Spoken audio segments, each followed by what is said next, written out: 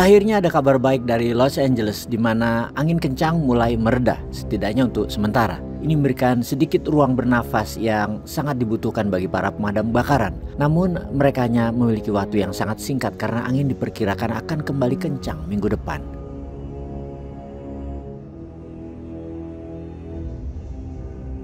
Saat ini kebakaran masih terus berlangsung. Kebakaran terbesar ada di Palisade Fire yang baru berhasil dikendalikan 21%. Berikutnya adalah Eaton Fire yang telah terkendali sekitar 45%. Kebakaran lainnya jauh lebih kecil dan sebagian besar telah dipadamkan. Hanya kini telah dilaporkan 25 korban jiwa serta lebih dari 20 ribuan bangunan hancur. Banyak diantaranya merupakan bangunan bernilai tinggi. Lihat saja dampak kebakaran di Malibu, sebuah kota pesisir dekat Los Angeles.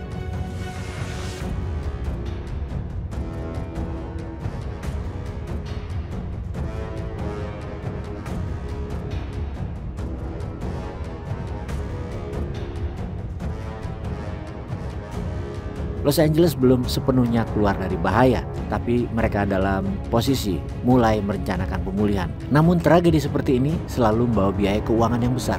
Pertanyaannya, apakah ini juga membawa dampak politik? Apakah ini akan merugikan para pemimpin California dan Partai Demokrat di Washington? Kita selama ini tahu bahwa California adalah benteng Partai Demokrat. Gubernurnya Gavin Newsom dipandang sebagai salah satu kandidat presiden potensial Amerika pada tahun 2028 ketika Donald Trump menang pemilu kemarin. Newsom berbicara tentang perlawanan terhadap kebijakan Trump. Namun sekarang dia berada dalam posisi defensif karena penanganannya terhadap tragedi ini mulai dipertanyakan.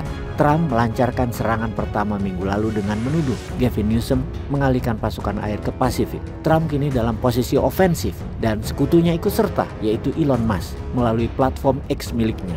Menyalahkan tragedi ini pada kebijakan keberagaman California dengan mengklaim bahwa keberadaan petugas pemadam kebakaran perempuan itu juga menjadi masalah. Media semua tahu 3 petinggi wanita pemadam kebakaran adalah LGBT dan pro-LGBT, dan Trump serta Elon sangat anti. Apa yang Trump lakukan dengan menyerang terus-menerus adalah contoh klasik dari oportunisme politik. Kebetulan pejabat di California memang banyak melakukan kesalahan. Minggu lalu, hidran pemadam kebakaran di Pacific Palisade kehabisan air. Pejabat setempat menyalahkan permintaan air yang tinggi. Namun ini adalah kebakaran hutan, mengapa kota tidak lebih siap? Sebagai respons atas kritik, Newsom telah memerintahkan penyelidikan independen. Hal yang sama juga berlaku untuk Departemen Pemadam Kebakaran Los Angeles yang anggarannya dipotong oleh wali kota tahun lalu. Anggaran mereka dikurangi sebesar $17 juta atau 2%. Meskipun kepala pemadaman telah memperingatkan dampaknya. Bulan lalu, Kepala Pemadam Kebakaran menulis memo kepada otoritas yang lebih tinggi menyatakan bahwa pemotongan ini menghambat operasi inti. Data juga menunjukkan bahwa kekuatan pemadam kebakaran di Los Angeles kekurangan staf. Kota ini hanya memiliki 1 petugas pemadam kebakaran untuk setiap 1.000 penduduk, dibandingkan dengan kota Chicago atau Dallas yang memiliki 2 petugas per 1.000 penduduk. Padahal Los Angeles lebih rentan terhadap kebakaran dibanding 2 kota tersebut. Fokus juga mengarah pada wali kota Los Angeles, Karen Bass. Ketika evakuasi dimulai, ia sedang berada di luar negeri menghadiri pelantikan Presiden Ghana.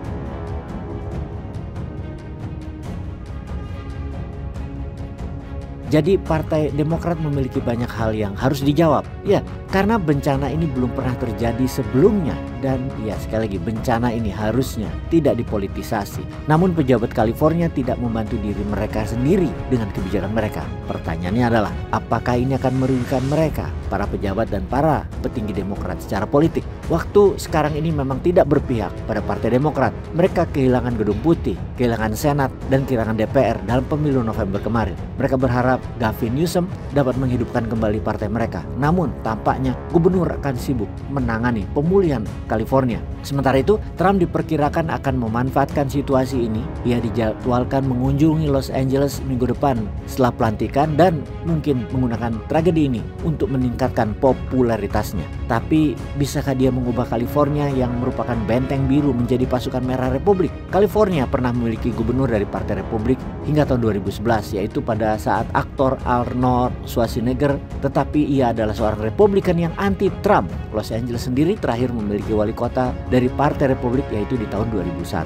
Jadi kita sedang membicarakan negara bagian yang sangat pro-demokrat. Kita tahu bahwa tragedi dapat membentuk ulang realitas politik.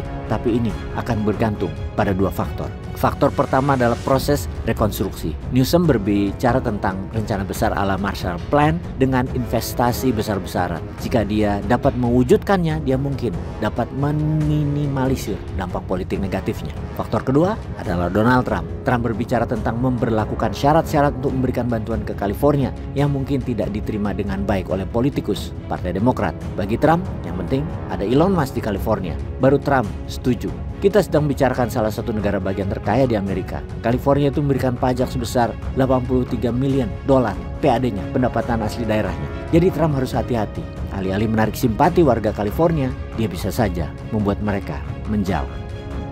Peace.